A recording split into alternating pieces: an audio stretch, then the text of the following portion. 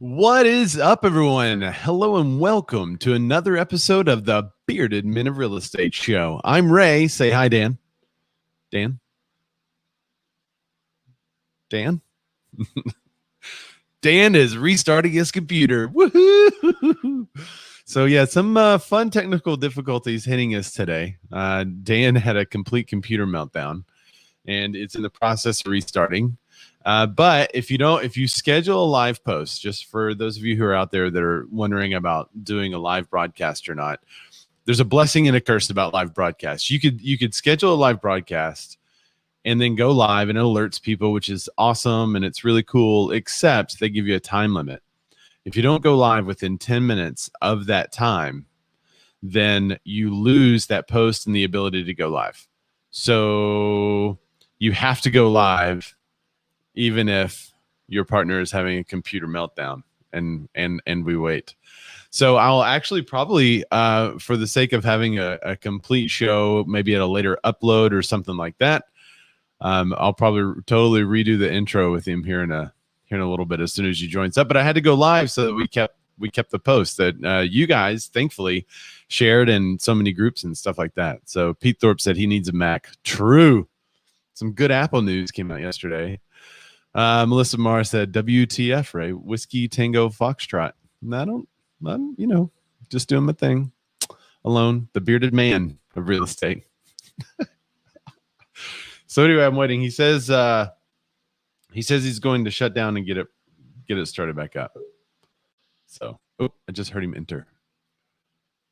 Pete Thorpe, he does, but he won't. Yeah, you need a Mac, Dan. Let's see. Yeah, hey! Welcome everyone to another episode of the Bearded Men of Real Estate Show. I'm Ray. Say hi, Dan. Hi, Dan. And this is Dan. We're both bearded real estate agents, which make us the perfect host for the Bearded Men of Real Estate. So thanks for joining the show. And as you can see, if you joined us we're going to call it the pre-show today. Yeah, we had a complete computer meltdown, and Dan did a really fast restart. Looks like everything's working now, so that's good. Yeah. If you are watching this live, you could comment and we could display your live comment. Edward, he's saying hello. Hey, Edward, thanks for joining us. And you can also do this from YouTube too. So if you're watching us in YouTube land or Facebook land, we can display your comment just like that. So thanks for joining the show. We try to go live every Wednesday around 10 o'clock Dan time, 1 o'clock Melissa Mara time, which is 12 o'clock my time. But 5 p.m. UTC, which is what we really go by. Yeah, 5 p.m. UTC, just so everyone knows. It is 5 o'clock somewhere. Cheers. And that's why we start now. Because, and also technically we are world famous. So we are. We do have global news today. Global news on two fronts. One, Gary Keller is no longer the CEO of Keller Williams. Wait, also file that under, is this news from a year ago, 2 years ago? And we're all going to talk about the global real estate market. So if you know of any global real estate agents who may be asleep right now, go ahead and tag them. They'll find this later. But we want to know kind of what's going on around the world.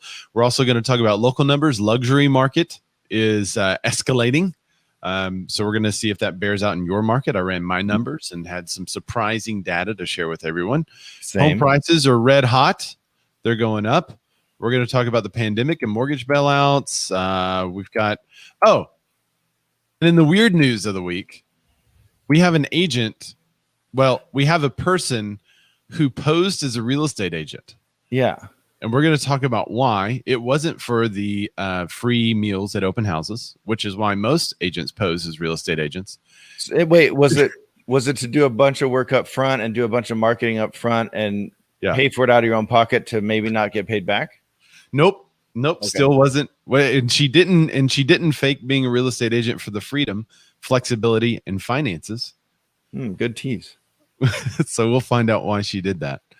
Let's see. It says we can't post comments to some destinations. Oh, I see. Okay, so I can comment. I was just checking this. I'm also going to drop a link to, and I'll do it in a second when Dan's doing his first article. I'm going to drop a link to our podcast. If you subscribed to our podcast previously, we need you to resubscribe to the new podcast link. As you might recall, we were doing really great uploading to Anchor. It was kind of kind of regular. We were uploading to Anchor, and it was distributing it from Anchor to all these different web services. Spotify bought Anchor, and as soon as they did, they started censoring our show because we named brands like Keller Williams and Zillow and Century 21 and Remax and Pixel. Right. So because we named these brands, we had to go through an additional set of filters in order to be displayed in the Spotify network.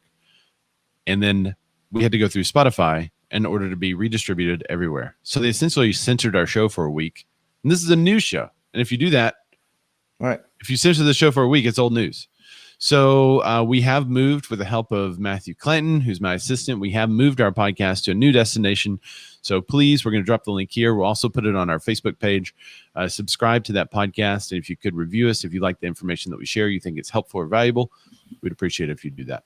And you can all try it right now. Say, Alexa, play the Bearded Men of Real Estate Show podcast. Yes. And we may have just made ourselves from last week's show go off in your household right now. So it's very cool. It works better than ever now. So big shout out to Matthew for getting that set up for us. Well, and it's even better because we do still consider ourselves a podcast. I know we go live. We always talk about it. We love the interaction. We love getting you guys involved, and it helps for the show we do. And we believe that it's a very unique version of a real estate news show. But we still consider ourselves a podcast. So without the podcast part, we were kind of, I don't know. I was missing it. So I'm happy we're back. We were flailing in the winds of Facebook Live. And also, Facebook may not be around forever. I don't know if you've watched the Social Dilemma, but you should definitely watch the Social Dilemma. Yeah. And amazing. I have one more special announcement. It was Dan's birthday yesterday. Yay! So all of you who are lurking, I can see the number. So I know there's quite a few of you. Be sure to wish Dan happy birthday in the comments.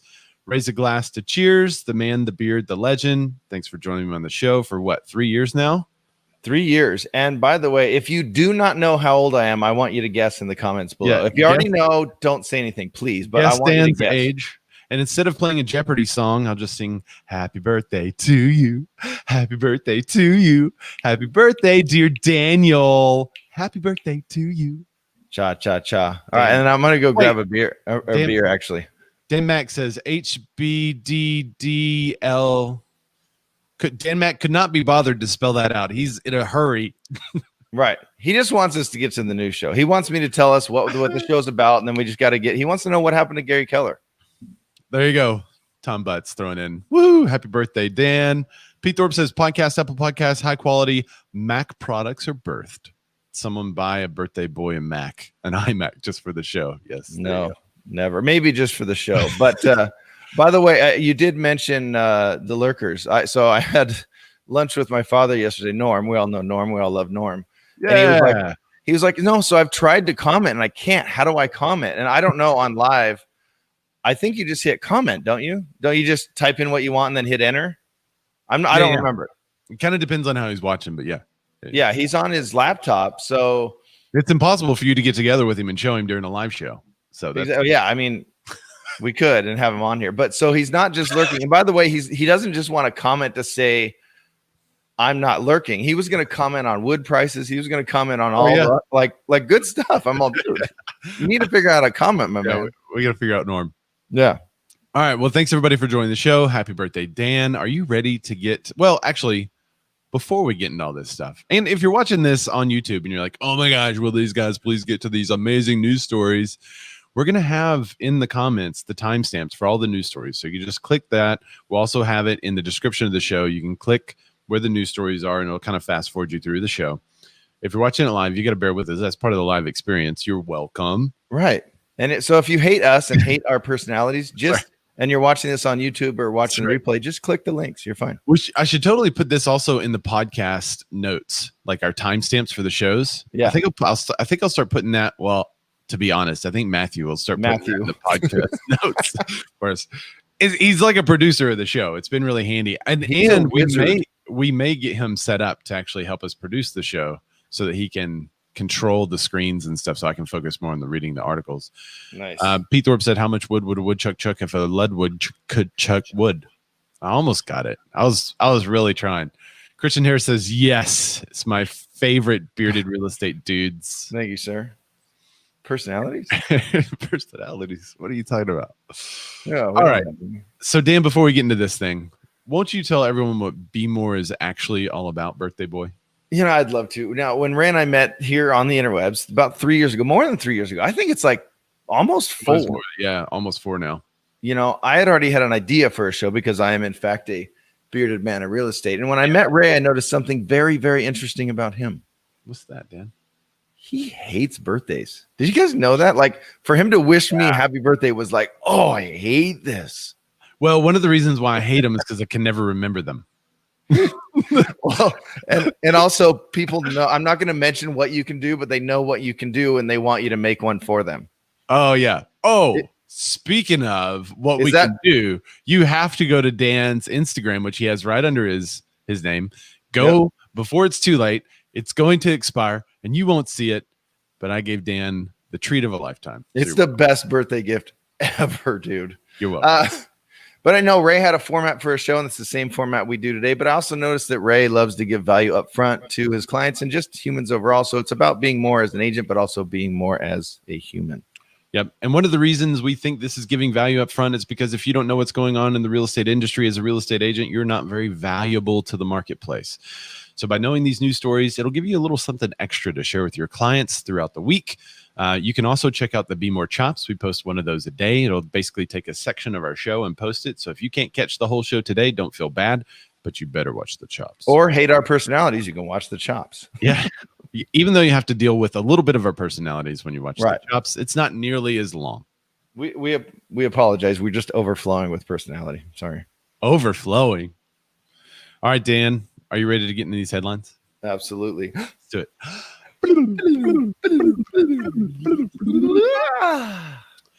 All right. I'm excited to share with you guys the first news story, probably the biggest news story that we've had in a long time. You guys know iPhone 12 Pro came out yesterday. I know it's been huge in the industry. There's a lot of us that are looking at it, wondering what we're going to do. Pete Thorpe, he's probably going to buy 3. I know Jeremy Blanton was saying it's going to put a huge dent. It has 5G.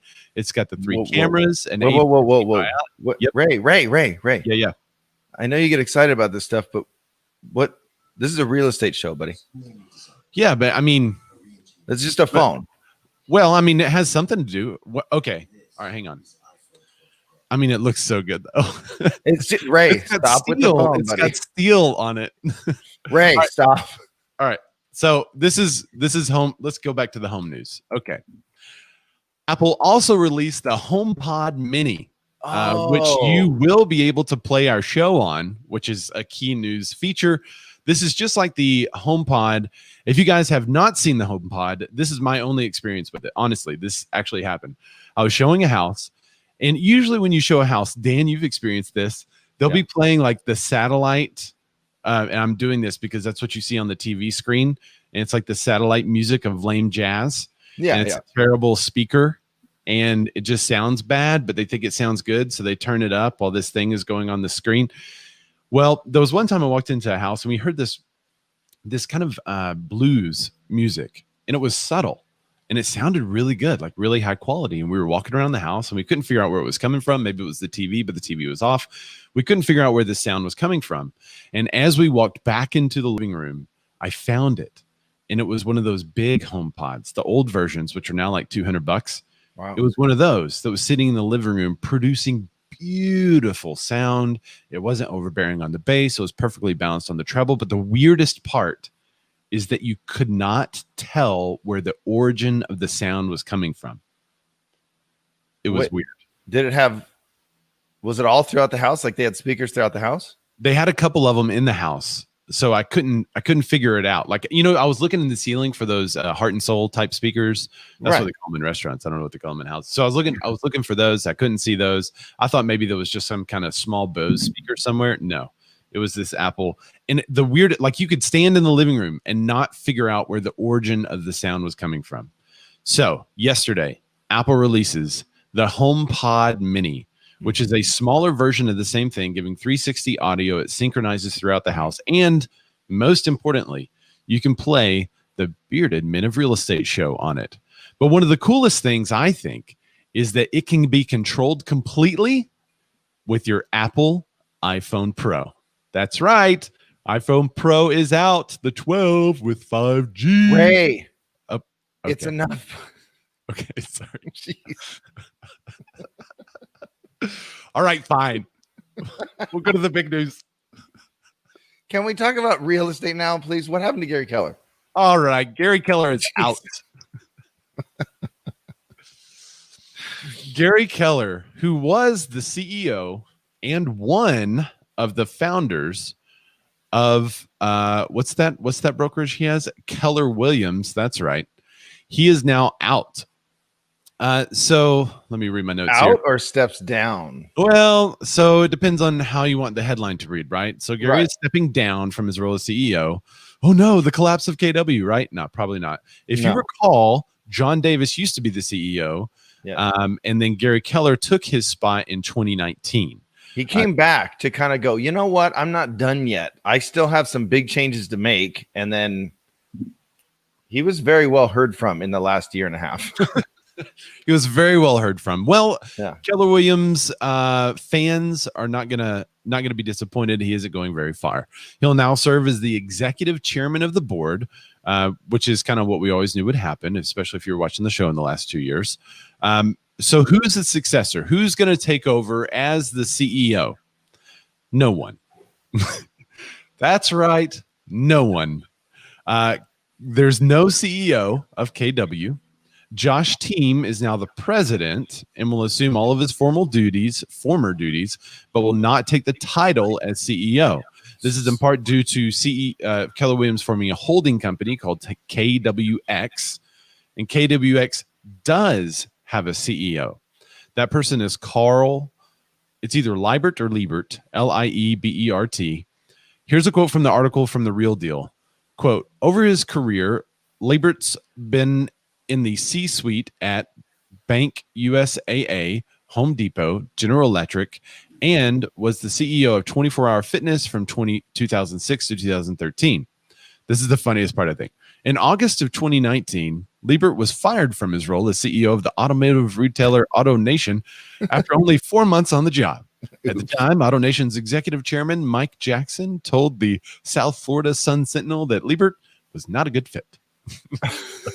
But hopefully it'll be a good fit here because hopefully technically Gary or they're CEO list now. I guess the X or whatever has a CEO, but they're CEO list. Yeah, there's it's going to be, I mean, I guess they're just going to rely on the president to kind of do all those same duties and maybe a mix of the chairman going through the CEO of KWX, the holding company. I don't know exactly how that's going to work. All right. So let me get to a couple of comments. Melissa Mara said, so a longer time ago, I remember Dan picking on me from one of my old iPhones. I still haven't upgraded. And by the way, I still pick on her, but my phone is now, I think, 4 or 5 years old. Rethink Real Estate's in the comments. I don't know who you are, though. So tell us who you are, Rethink Real Estate. Yeah. Sounds like it may be using some phase shifting or other tech to cancel off some of its own audio waves, which tricks your ears and not being able to sense the direction of the sound it's coming from. Bose uses similar tech to make small speakers sound bigger. Oh, that's a comment about our previous discussion. Yeah. Zachary Faust says, the man. Hello, Thank sir. You. The myth. Thank you. Patrick Haggerty says, I thought this show has been going on since '84 when you guys first met at the Rollercade finals in Toronto. Only 2 years? Woo. 3 years, but yes. 3 years. Yeah. And I do remember those finals in '84. Ray and I were on fire. It was a tough battle, but we decided to share the title, you know. So this is a good point. And I think, oh, look. Oh, there you go. Said, oops. Posting is Rethink Real Estate, which is also a great show / podcast. Oh, okay. Well, we should collab then. Oops. I accidentally posted as my. So Christian says, my guess is that KW's move to prep for an IPO so Gary can cash out on what he's built at KW.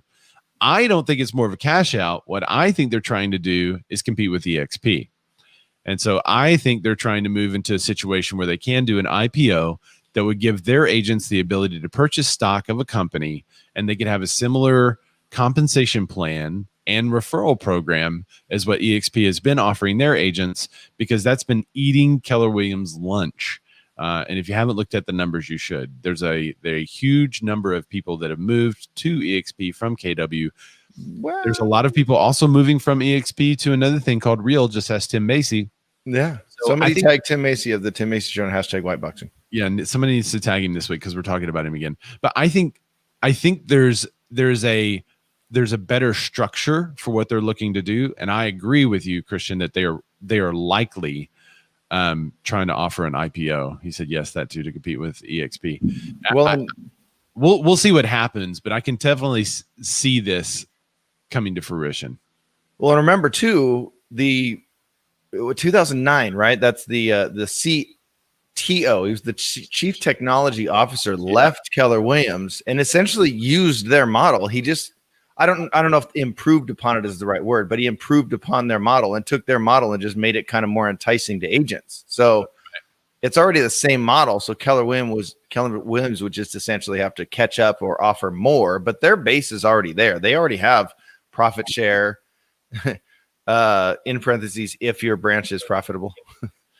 Right. But it all started from Keller Williams. The CTO left and started EXP. But yeah, I think EXP is on its way out. I mean, they had some big teams leave in the last few weeks, and I don't think they could survive this. I just don't. They did. As a matter of fact, now that you mentioned that, let me actually check their stock price.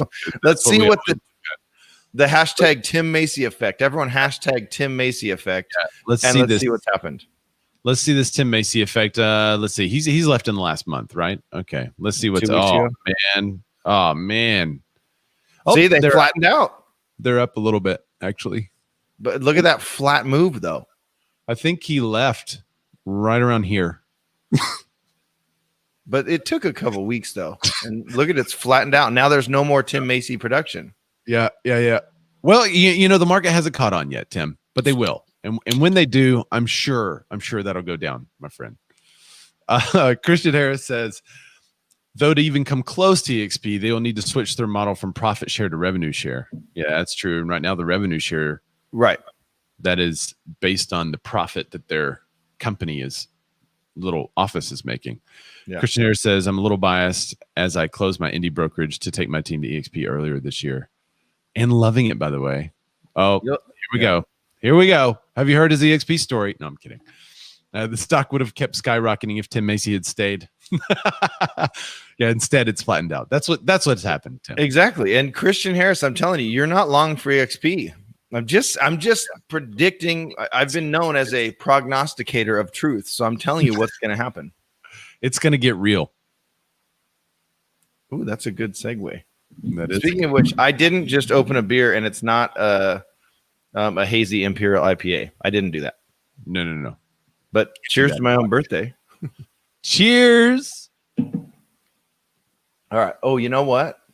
Oh, I do have the stories up. Look at me. Even though I'm having issues, I'm still caught up. Nice.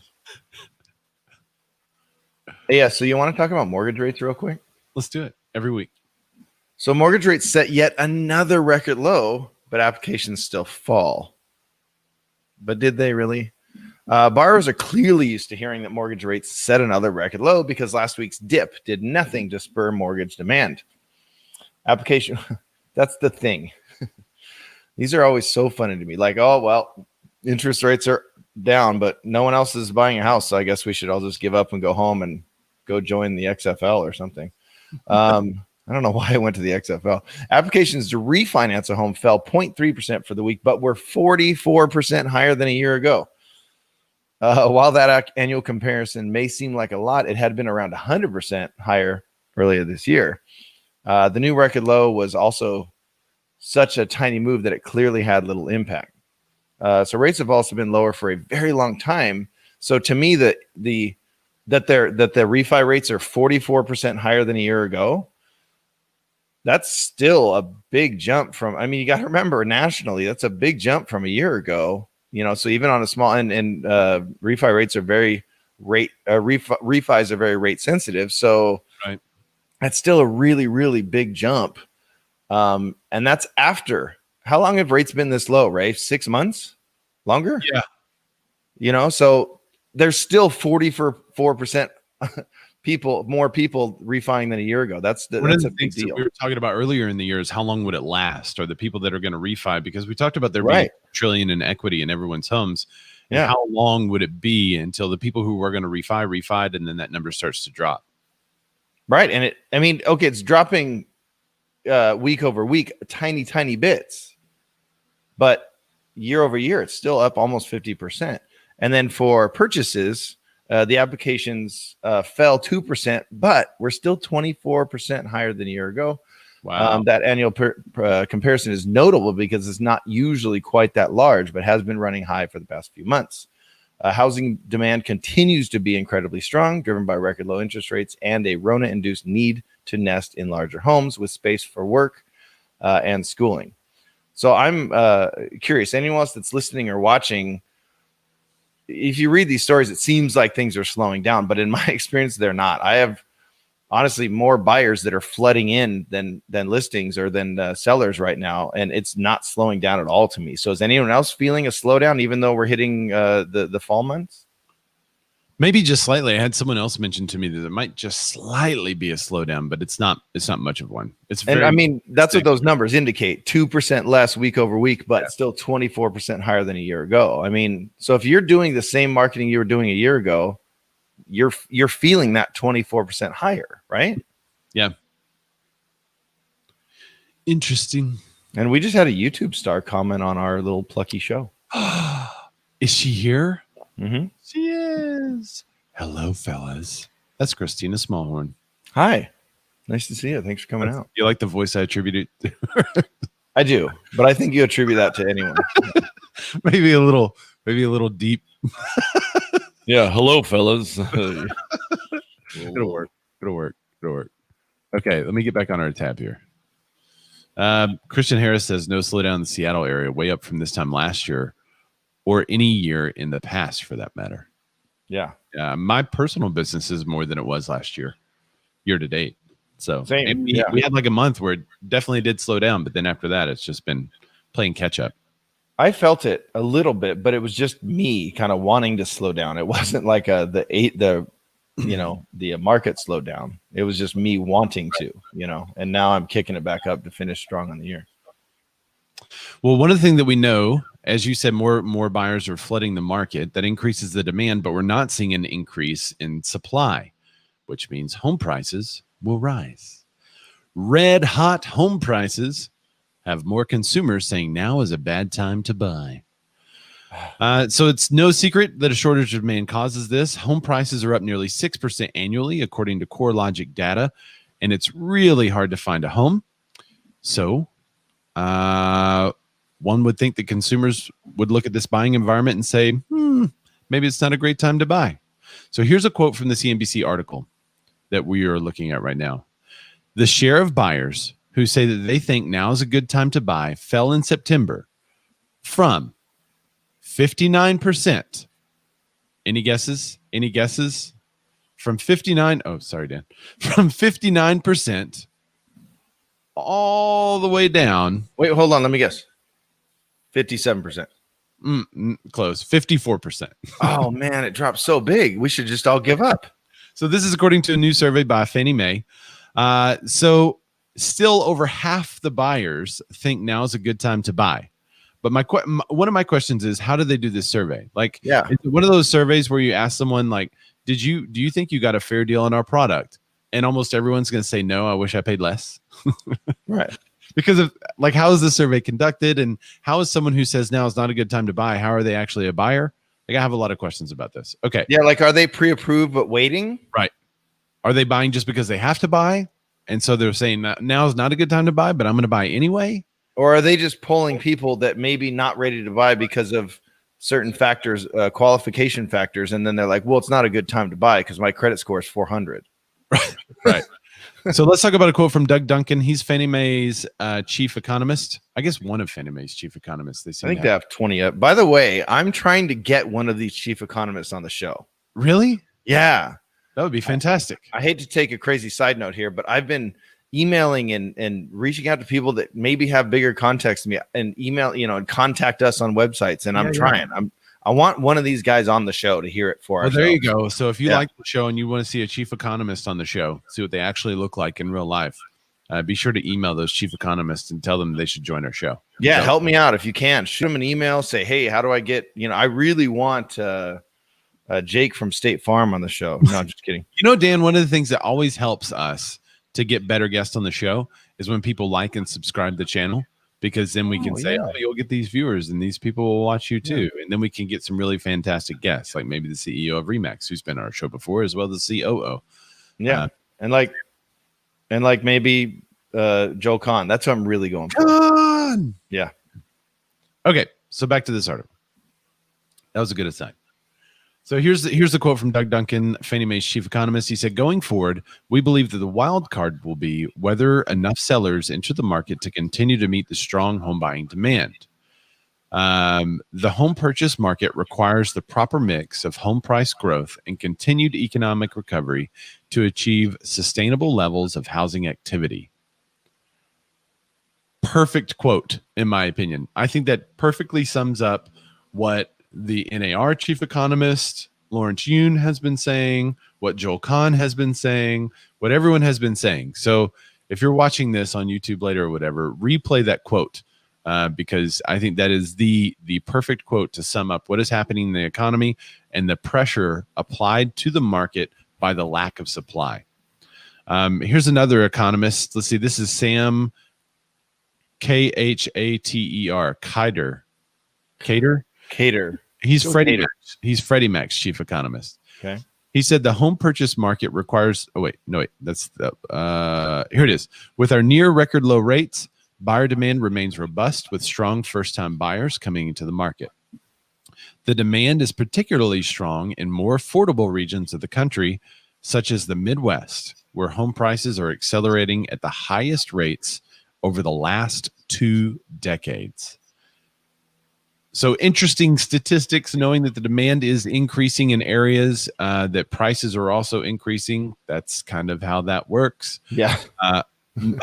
But it's also interesting that the demand is in the Midwest when it usually is not. It usually is in the bigger cities like San Francisco and LA and New York. And it's that demand has shifted. And I'm wondering if part of that is the work at home culture.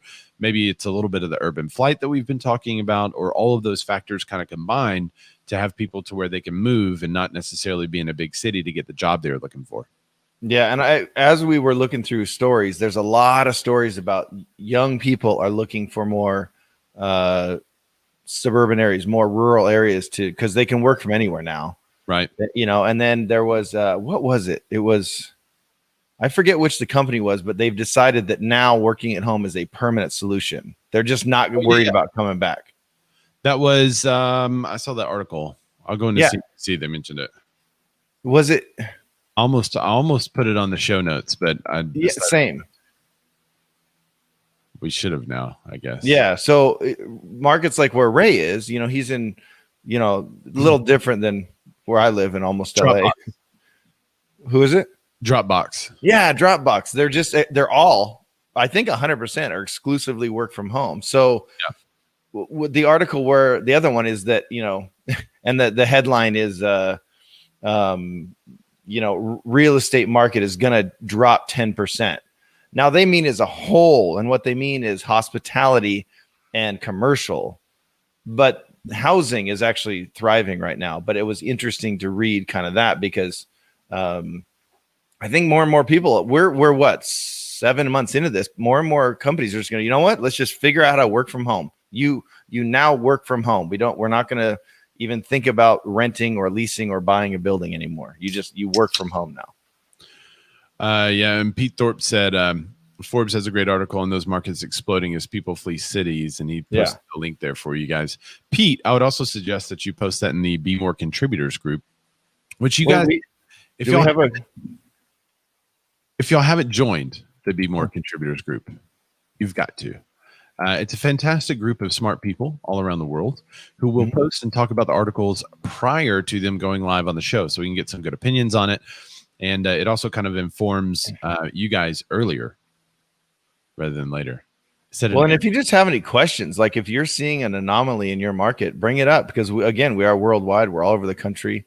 So it's very interesting, especially at the beginning of when this pandemic hit, when the Rona, we can't say that. When the Rona hit, we had, our buddy Harold from Israel on to see what he was going through. And by the way, they're still hit pretty hard. Yeah. Well, I mean, this is about 3 weeks ago when I spoke to him, but it's a great group. And essentially what I'm hearing you say, Ray, is that we have our friends and family and fans covered on all bases. I mean, YouTube, Facebook, podcast, contributors group. We're both on the gram. If you want to buy a shirt, if you want to donate to a charity, like we have you covered on all. Like we're essentially a top 500 Forbes company. We just don't have the revenue. Well, we don't. We so far year to date. Wait, let me do the calculation. Hold on, I know. Real quick. I'm gonna do that. Okay. Yep. I just checked again. We've made $0 from the show. Wait, let me finish my numbers. Yeah, you do your calculations. It may be different over there in LA. Pete Thorpe did mention, though, we got the CEO of Pixel Properties on here, and that dude's a beast. That's true. I agree. You're doing that. I'm accounting for California sales tax. Well, okay. Nope, we haven't made anything. In fact, I've lost money. Did you look at the Melrose, though? You may have made some from that.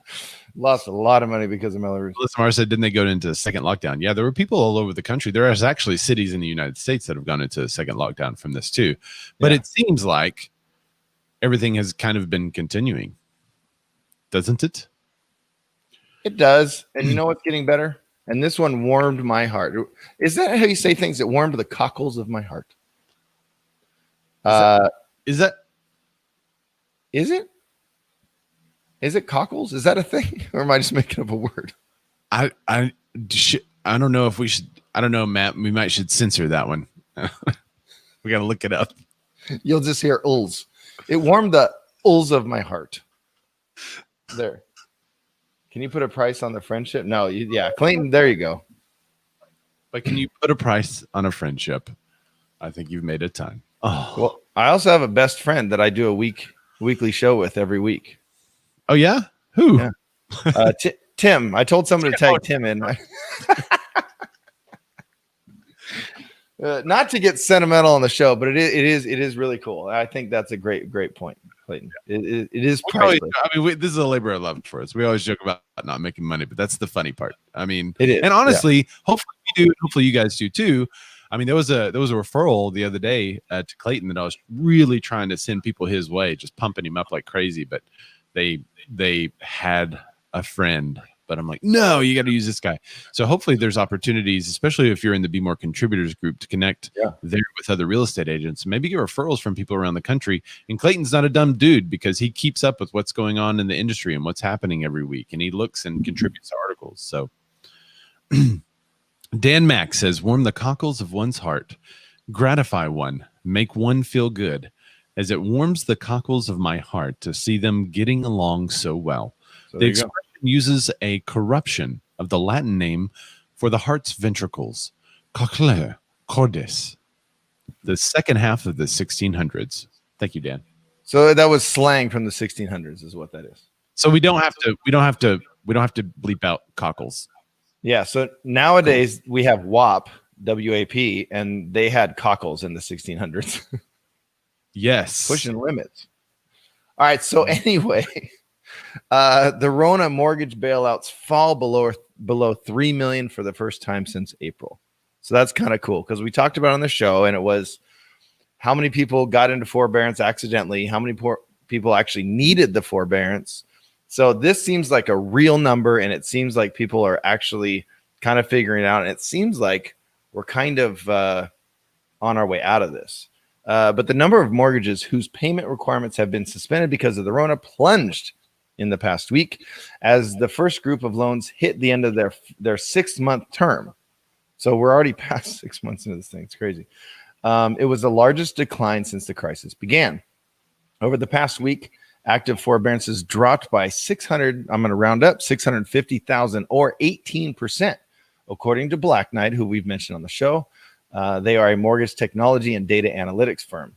That brings the total number of plans, both government and private sector, below 3 million for the first time since April. In addition, the decline was noticeably larger than the drop of 435,000 when the first wave of forbearances hit the 3-month mark in early July. So halfway through the first 6-month plan, that we have a bigger drop. So that's really positives. And I think this quote sums it up. As the first wave, and this is from, by the way, Andy Walden. He is the Black Knight economist and director of market research. As the first wave of forbearances from April hit the end of their initial 6-month terms, we've seen the strongest decline in the number of active plans since the Rona began. And I changed out the Rona because that's what we do. They don't like that. Yeah.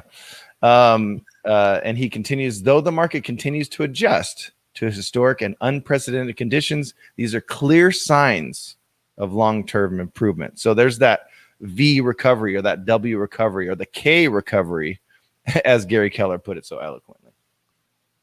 As who? Gary Keller, not Keller? Yeah, not the CEO of Keller Williams.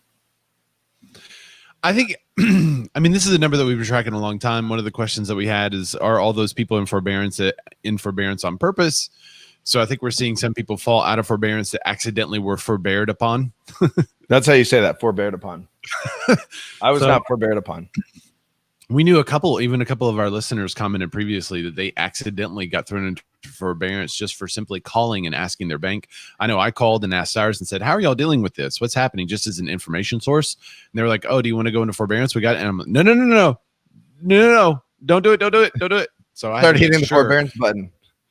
Right. And then verify before I got off the phone that I was not in forbearance, that I was making my payment. So I need you to say to me and send me an email that I am not in forbearance. Please say that. Yeah. Because I don't know how many people just have it like on an automatic withdrawal or something. Can you do that? Can you do it like an auto? So if you had it as an auto payment set up and then they put you into forbearance, it just halted your auto payment. So you're like, man, we're doing really well. We have a little extra money here. Yeah, I got like $4,000 extra these last 2 months. Oh, yeah. So it does look, I think, as the moratorium ends on foreclosures, we should see a whole bunch of foreclosures hit the market. But this is not necessarily the people that were in trouble being forbeared upon. I really like.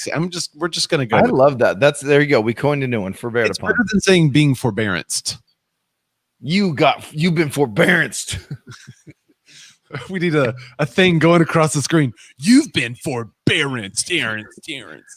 Like, what's his name? The dude, the dude that hits all the buttons and yells a lot. Yeah. Sell. Yeah. You've been forbearance. So sell to your real estate agent. Increase inventory so price goes down. Then we'll see articles. Just get ready, guys. As soon as inventory hits the market, we're going to see articles about how home price gains slow. Oh no. I know. When's the last time we covered one of those? Because home price gains are not slowing, but no one will do that because they can't say home price gains are slowing. They can't make a negative head. They can't take a positive and make a negative. Oh, that's even better. Okay, we need another graphic here. Are you ready? Here it comes. Yep. For burned. Oh. You've been foreburned. Oh, that's so funny. Okay, so there's probably a lot of people figuring out right now that, oh, this extra money, crap, we didn't actually have it. We got to renegotiate and refinance our mortgage with our bank. Oh, wait, rates are at an all-time low. What great timing. So, yeah, it kind of all works in together right now, what's happening. And that's one of the reasons why real estate is one of the strongest things in the American economy. But wait, there's more. Oh, wait, Clayton, hang on. Clayton Fernando Strim says our student loans got put on forbearance without us asking. Annoying as heck. What? Because it still accrues interest, and then you're not paying on the principal. So your interest payment is going up. So Clayton got foreburned. Dude, that needs to be our chopped, even if it's a 30-second chopped. Foreburned. Were you foreburned? I think there's a good like late night TV ad to be had there. Have you been foreburned? Call us today. We'll renegotiate with your mortgage company to get you a lower rate. It's just like some like shady mortgage guy. Yeah. Call Dan and Ray how to and learn how to get away from your foreburnings. All right, dude, we might be having too much fun today. Yeah. Okay. All right, we'll stop this. Focus. Stop this fun. Let's talk about the global real estate market. So that is all well and good in the United States, but what is happening worldwide? As we know, there are some parts around the world, like we were just talking about, like Jerusalem, that was hit super hard with COVID-19. Italy hit super hard with COVID-19. Oh, wait, Patrick, I got to play this. Yeah. You need a catchy phone number to go with it.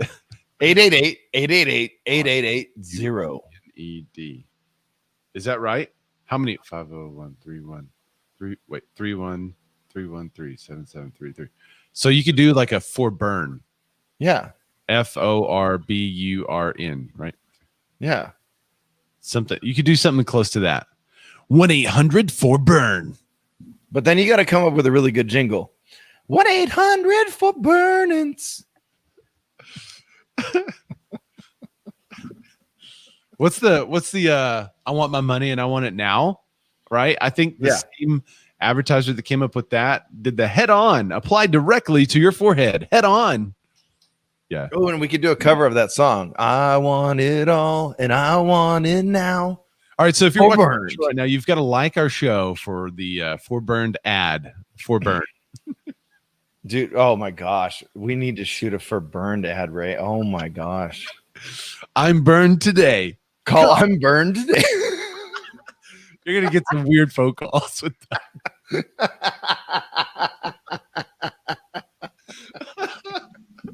This is amazing. But I mean, what's up with the global real estate market, Ray? Did you take it up the assets?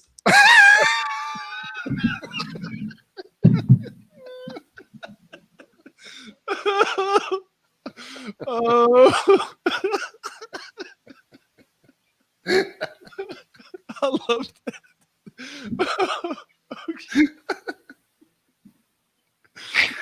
Okay. Oh gosh. Okay. Oh. Oh Lord. I can't focus. I'm just thinking about, my mind is going nuts. Look at Ryan. Ryan Bokros just joining. What is happening here? LOL, you guys are too much. Ryan was not forburned. Oh my gosh. Clip this segment, use it a lot. Oh my god. 1-800-4BURN. We'll have to combine like all of these ding with a teeth thing. We'll have to combine all these into one solid clip, all of our forburnedness. Oh, you remember Strong Bad burninating the countryside? Ooh. I cannot. Pete Thorpe said, check your messenger. All right. Well, wait, who? Oh, no time like the present to do this. I mean, you're not doing it. Why not?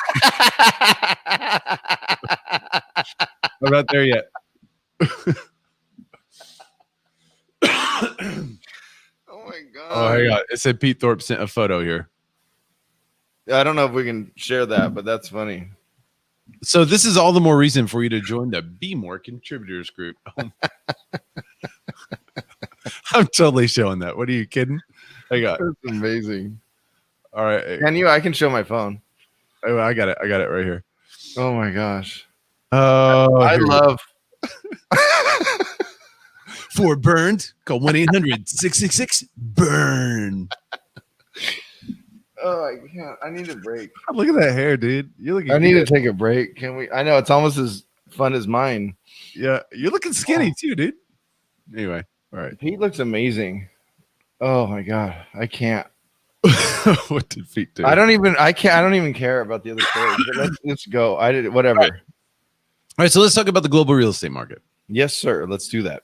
Global housing market holding up well despite the Rona. So this is a pretty good article to check out. Again, it came from CNBC. Basically, people all over the world join hands, sell a house here, a house there. Maybe not the exact song, but the economist. Now I can't even say it right because you, Dan. The economists around the world are surprised at the robust economy post-pandemic. And I think this is something that we've kind of been echoing for a while, is that it seemed like whenever this whole thing started, people were really worried that the entire crash worldwide will be just like 2008 and 2009. You even heard, quote, financial advisors like, quote, Susie Orman say that now's not a good time to buy and that you should wait until October, November, December, which what are we seeing right now? What did we just see? Now's not a good time to buy because of the increase in prices up 6%.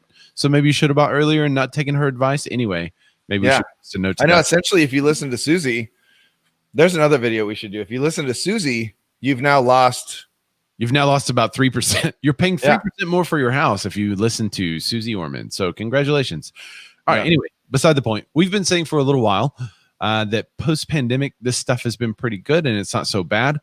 Sean Darby, he's a global head of equity strategy at Jefferies, and he says that the super strong underlying demand that we've been talking about, increasing prices here in the U.S., it's acted as a backstop for policymakers as they, quote, grapple with the economic meltdown of the pandemic. That's a quote from the article. But here's what he said. It's been perhaps one of the most fortunate events for policymakers in that we've not really seen any significant declines in the global property prices. So the article is like, because of global pandemic meltdown. And the guy's like, yeah, it's been pretty good because we haven't really. So he says, let's see, importantly, it has already allowed the domestic banking system to be relatively unimpaired by asset deflation. Right. So when you get past it, it's like, it's actually not that bad. Yeah. So he was also asked about China because, as we all know, the China virus started in Wuhan. The Wuhan virus started in China, or the whatever you want to call it. I think the underlying property sales in China have been extraordinarily robust in the first 6 months after COVID-19 struck. He added that the sector's strength has served as insulation for the Chinese economy. So worldwide, everything looks like it's shaping up pretty well. I mean, Jacob Israel, I'm going to try Villalobos. I like that name. He says, I don't know know what from YouTube. I don't know what part of the show he's catching. Pete Thorpe said the COVID cut or lack thereof. Yep, that's exactly it. And he's then probably commenting on us just laughing and not being able to control it. But let's not fail to mention he's commenting from YouTube, which you too can do if you're watching over on the YouTubes. You can comment and we will see it on the show. If you are lurking from YouTube, you shouldn't lurk. Anyway, the global pandemic is looking pretty nice as far as housing goes. So, you know what else? To me, this was a surprising story. Now, when we actually run numbers, or the global pandemic story, the next story. Yeah, I agree. And as a matter of fact, when I saw this story, I said, "What? Really?" Yeah, well, because it's not. So here, I'll just give you the headline without the numbers. So luxury home sales rise, and it's the biggest market jump since 2013. So I won't give you the number. Really? Yeah. But to me, just that it's up is crazy. But then when you really start thinking about it, it kind of makes sense. You know, a lot of people in the mid markets are leveraging their equity and they're going to buy up, right? Yeah. But they are up. So the luxury home sales rise 41.5%. Wow. That's crazy to me. Just that it's up at all is crazy. But I mean, almost we're pushing towards 50% in luxury sales. Now, luxury sales across the country are different. In our markets, we call it 700-ish and up. What do you call luxury in yours, Ray? 500? Yeah, I mean, if you buy over 500 in Central Arkansas, you're in the top 2.5% of the market. So I would say probably people that are in the top 2.5% are kind of luxury. Yeah. And I do it kind of based on kind of where FHA stops and where, you know, you have to have a different set of income, a bigger down payment to get into this stuff. So we call it luxury, but it's always been that. But there's some areas where, you know, entry level is 900 grand. So specifically which I did run numbers on just Rancho Cucamonga, which is what I always do. I did 700 and up. So let me get through the story. And then if you guys can right now, whatever luxury is in your market, just do a year ago, January to October 14th, 2019, and then January 2020 to October 14th, 2020. And just compare the difference. Because for me, it was extremely interesting. And I think Ray as well. So you're mainly looking at units sold, correct? Yeah, I just closed sales. Okay. Yeah. Just closed sales. And I did, like I said, just Rancho standard sales. I didn't do any distress sales, and then 700 plus. That's it. And if you're watching this on the replay or even on the chop, go ahead and post your numbers. How many units sold between now and October 14th, 2019 and 2020? Do the comparison for yourself. Just post it because we can kind of take a little worldwide survey. Now, I know they pulled data from our MLSs and from our stuff around the world, so supposedly they have better data, but it's just interesting to see what our viewers, who I think are some of the more informed in the audience, what's happening in their markets. And also give a shout out to your own market. That way, when someone's looking for a referral and they want someone who's actually well-informed, they can contact you. Yeah, well, and specifically for just your market, it's a stat you can know. And I don't know how many times every week, 5 or 6 times a week, I'm just covering something that I looked up for the show, and it keeps me extremely current. So now I can go, you know what? National numbers are 41.5, but in Rancho there, I'm not going to tell you because I'm teasing. Yeah. In the largest increase since 2013. And that's kind of when, now for us, 2012 and 2013 here in Southern California, the market, quote unquote, figured itself out. It had no idea what it was. There was a lot of shadow inventory. There was a lot of distressed properties. And in 2012 and 13, it's kind of when it went boom. And here's the new foundation. Then we've built up since then. So in the largest increase since 2013, luxury home sales rose 41.5% in the third quarter, according to a new market report from Redfin. Is that how you say it? Redfin? Yep. Yeah, it's kind of like one fish, two fish, red fish, blue fish, except it's Redfin. Yep. There's a different kind of fish too. While sales in this segment of the housing market have skyrocketed, the sales of medium priced homes went up only 3%, and sales of affordable homes actually declined by 4.2%. This is a quote from Daryl Fairweather, lovely name. The luxury housing market normally takes a hit during the recessions as wealthy Americans tighten their purse strings, but this isn't a normal recession. And he is the Redfin chief economist. And he continues and goes on to say, remote work, record low mortgage rates, and strong stock prices during the Rona are allowing America's wealthy families to gobble up expensive houses with home offices and big backyards in the suburbs. He goes on, meanwhile, scores of lower and middle-class Americans have lost their jobs or are still renting in the city because they're essential workers and have to commute to work, so they're unable to reap the benefits of homeownership.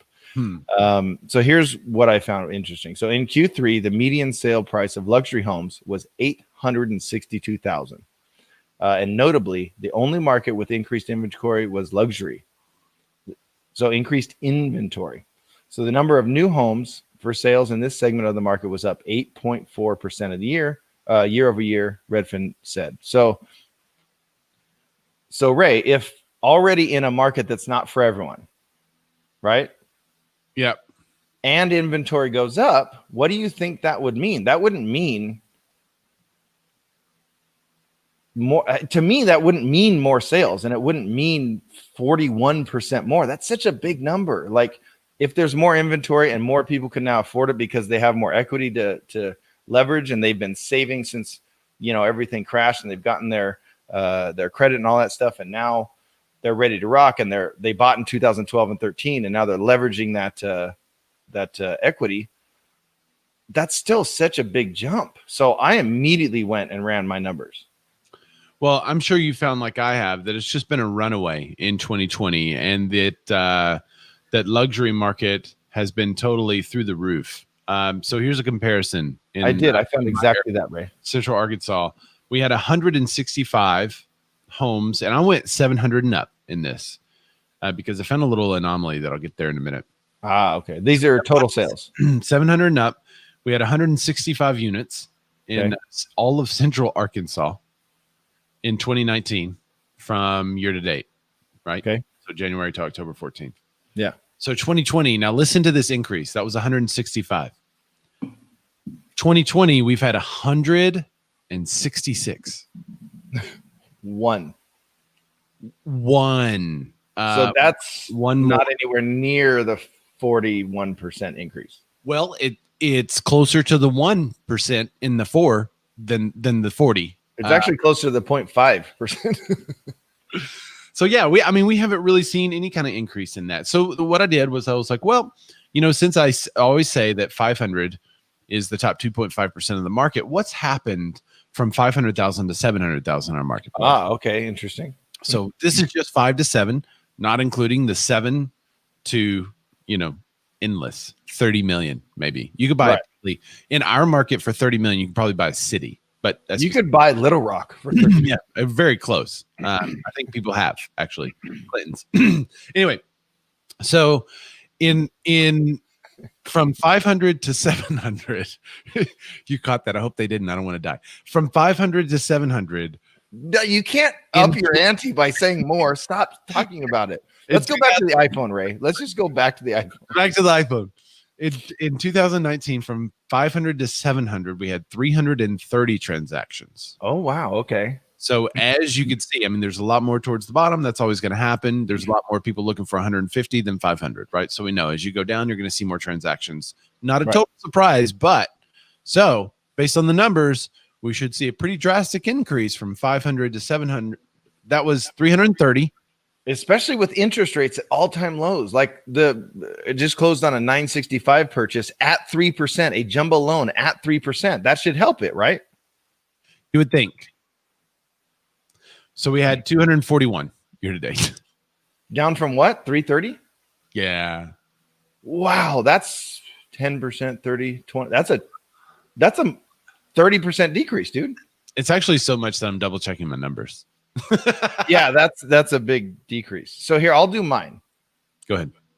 So again, just Rancho closed from January 1st of 2019 to October 14th, 2019.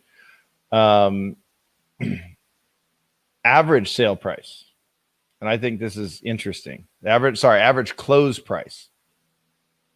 This is also interesting. Average list price was $910,000. Average close price a year ago, year to date, was $892,000, so $18,000 less. Okay. And that was 245 total sales. So 245 total sales a year ago, year to date, average close price $892,000. Wow. Okay. So those same numbers, year to date, the 2020, average list price was $12,000 less at $898,000. That's insane. And average close price rate, huh? That's huge numbers. That's 12,000 less. That's more than 1% less. During a crazy buyer's market pandemic and with no inventory, and the average close price is less by 1% at $885,000. So $893,000 a year ago. If you sold a year ago, you would have closed at $893,000. This year in luxury in Rancho Cucamonga, you would close at $885,000. So, but the story is kind of true. 245 sales closed a year ago, 280 this year. So 35 more, so 10% more, but not 41%. That's I don't think those numbers are right. I can't say 41%. Yeah, and I'm thinking mine may have. So sometimes our little MLS, whenever you put the dates in, it's so fun because it just won't save the date ranges that you put in there. And so if I don't want to count, yeah, that's kind of what it says. You know what happened, Ray? What's that? You got 4 burned. I got 4 burned. Okay, so it was. It's actually both those numbers are wrong, which is weird. It's actually about the same. There's almost no difference. I think there's like 30 home differences. So there are more that sold this year. There are more that sold this year, but it's about 30. For me it was 35 more, but less on the closed price by $8,000 by 1%. Clayton said, "Did I miss some shade?" Maybe. Yeah. I'm just saying, if you missed this episode, you get. I mean, you gotta. So let us know what's happening in your market. We definitely want to know what's happening in your market. We're seeing a slight increase. It looks like from 500 to 700. We're seeing a very slight increase from 700 and up in our luxury market. So I want to know, where did they get this 41% nationally, by the way? I wonder if it's, I wonder if it relates to the other article that we were talking about, which, we should add the note to and tag in the BMORE chops. The other article that we're talking about people moving from larger cities and purchasing in Midwest towns, areas. I wonder if they're like, oh man, for 500,000 I can get that, I'm buying it, or for 700,000 I can get that. When they've been like purchasing a tiny apartment for $1 million. I wonder if that has led to an increase in quote luxury when you have someone that's not used to luxury for $1 million realize that they could buy a castle in Arkansas for $1 million. Well, and also, what is luxury? What is the definition of luxury across the country? Yeah. You know what I mean? So in some areas, 300 grand might be luxury. So if you're leaving California with a ton of equity and you're buying cash, you're going to buy luxury. So maybe that's where the big jump is, because that's just such a crazy number. Because remember, if Ray and I's numbers are, I mean, my sales went up by 10%, Ray's went up a minimal number. There have to be numbers that are higher than the 42% to average out to the 41. So I wonder where that is. Melissa Mara says we had a very interesting conversation in my office about not only about forbearance, but on foreclosures and evictions the other day. Some crazy numbers in New Jersey on that. That's interesting. You know what else is crazy, Ray? What's that? That someone would impersonate an agent. What? So yeah, that really happened. It's like a real thing. In California. What? I'm going to leave you out. Yeah. Believe it or I haven't not, read this, by the way, so I don't know anything about it. Believe it or not, California. I mean, who could? I'm going to leave this up so that you can see this too. It's crazy. Okay. California woman allegedly posed as a realtor to enter homes.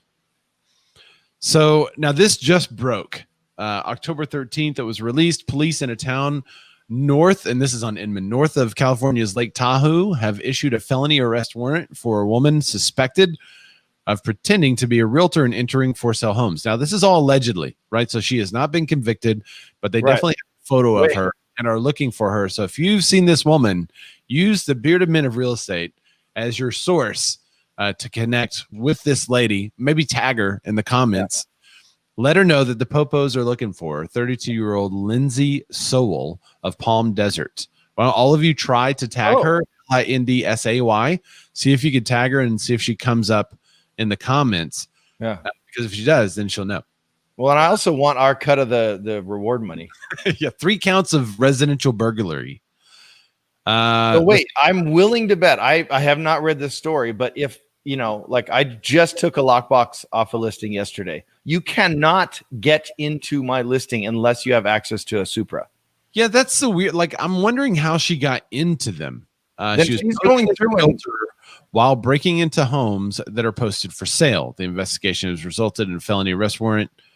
How did she get in there? The Truckee Police Department has been investigating several recent theft-related incidents involving the pictured suspect who's posing as a realtor while breaking into homes. How's she getting in? Cases of people posing as agents to commit crimes in California in particular are up. In January of 2019, Los Angeles police charged Benjamin Eaton Ackerman. I remember that one. On suspicion of theft, 2,000 expensive items from gated celebrities like Usher, Jason Derulo, Adam Lambert. Same year, Fresno arrested a woman suspected of posing as an agent to get renters to give her deposit checks for non-existent properties. We see all those. That one I get, because you can just say, hey, I'm an agent and this is my property. Send me a rental check or send me your deposit. I get that one. Not that I would ever do that. Melissa Mara says, yet another example why everyone should be using super boxes. Yep. Clayton Fernando Shrimp says there are some areas around Houston where most of the agents only use combos. Safer option is the blue boxes, the super boxes. Well, and then so we have, most of us are Supra, but there are a lot that are just combos, and it's like call for combo. Or if she somehow got access to the MLS, there are some agents that put the combo in the agent notes. Yeah, and we'll say vacant. Right. So this is funny. You should still put occupant as owner. In the comments of the police department's post, an architectural engineer named Elon Mayer said that someone broke into their home when they put it up for sale and stole numerous appliances. Quote, somebody came in and stole all of our brand new appliances when we put our house up for sale, Mayer wrote. It delayed the sale by 6 months. While the police are not releasing details about which houses were targeted by Soul or what was taken, they're asking anyone who comes across her in the area to avoid confrontation and contact the Truckee Police Department. 530-550-2320. And then you got to note the Beard Men of Real Estate Show as your primary. But by the way, just pay the money to buy a Supra, because not only does it you can go through showing time and you can track everyone you can track how long they see the house, everything about it. They cannot get in unless they pay for Supra. And it's, by the way, it's only $15 a month, but I have to pay for access. Yep. And without it, I cannot enter homes. I cannot put a new combo or a new Supra on a listing. Melissa Mara says, don't do that. Don't put the combo in the notes, people. I agree. Clayton says it would be easy to call those agents to pretend to be an agent with a spoof phone number and know their license number and IDs. Yeah, that's correct. That's what I wanted to. How often have you ever been asked, like, can you show us your pocket card? Do y'all have pocket cards in California? Like my actual, yeah. Like we have like a little license pocket card that we have to carry around. Yeah. Okay. I didn't know if that was a national thing or not. So I've never been asked to produce a pocket card. Everyone says, do you have a business card? Do you have a card on you?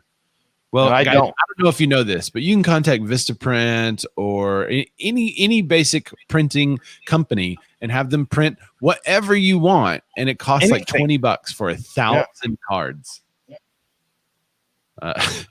Yeah, I don't do I only send cover combo box issues. Oh, interesting. Combo box issue. Yeah, I mean, errors and omissions out of the contract is really what it's only for, right? Yeah. So yeah, I only send my card. I don't have a physical card anymore. But Clayton said there are agents that give their MLS logins to vendors. As soon as you put a house under contract, the vendors call the agent to offer their services to the buyers. That's stupid. Yeah, that's really dumb. That's a way to get burned. How much are they getting paid for that? That's what I want to know. I don't know, man. I would not.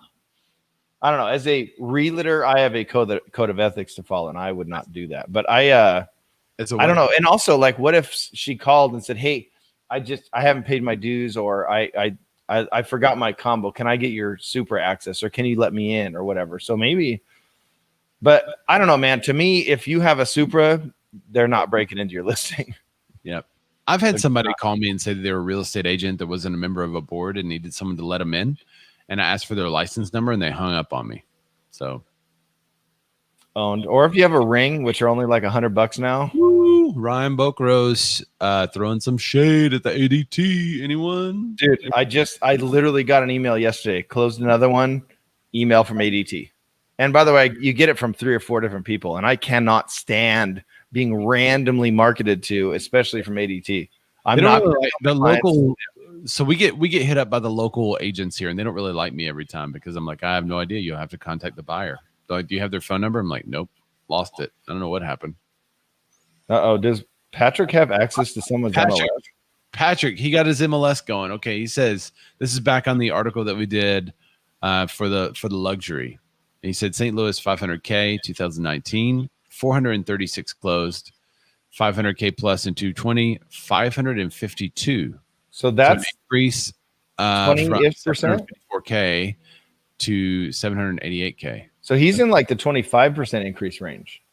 Is he? Let's see, 552 minus 436. 552 minus 436, and that. I'm going to do some math here. 116 and then 116 divided by 4. What was it? 4 what? 436 is the close. And he's talking about number of closes. So his number of closes are up quite a bit. 26.6, so 27% increase. So my mental math pretty much nailed it. You're welcome. Pretty much. Sale price increase from 754 to 788. That's a pretty big increase. So, okay, so that did not increase as much as your savings by purchasing, just FYI. It's true, and it's not the national 41%. So where is this number coming from? Where is that for? Well, Redfin is what it said. Housing Wire. Stop going to Redefine or Redfin, whatever they're called. Right. Well, thanks everybody for joining the show. And sorry for our delay in getting Dan active, but I'm glad his computer recovered, and I think it's been well so far. So it's been a fun show. It's been a fun show, and I'm happy, and I appreciate you guys giving me the birthday shout out. I am. Oh, did no one guessed? No one guessed how old I am. Guess how old you are now. Huh. Well, because maybe everyone knows. I would have to say though, dude, you're looking really good for 54.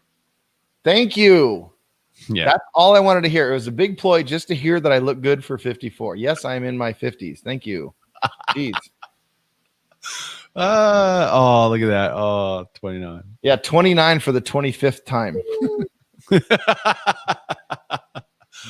All right, guys. Thanks so much for joining the show. Be sure to check our BMORE contributors group. Be sure to hit the bell and subscribe to this YouTube that you're watching.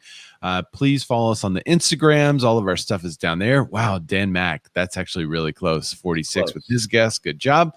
Close. Hey, Ray, where can they find you, though? They can find me at Ray Zorback. That's RayZorback. Instagram is probably the place to catch me. I have a link in my bio that has links to everything that we do, including our podcast. Aww. And you can find me at Deloaded Rocks everywhere, but I honestly have shut down most of quote unquote everywhere. Just go to Instagram. Just follow me on Insta. Yeah. And, I'm working on getting me some links so you can go find some stuff. And there's a cool new feature that we're adding our chops to our own personal YouTube pages as well. There's lots of good things going on. And it's honestly because Matthew is a wizard. Yeah. Shout out to Clanton. He's doing yeoman's work. I'm going to post. Ooh, nice pull on yeomans. Nice pull on yeomans. There you go. I posted in the comments the where you can find the Be More podcast. You can go from there and connect to iTunes.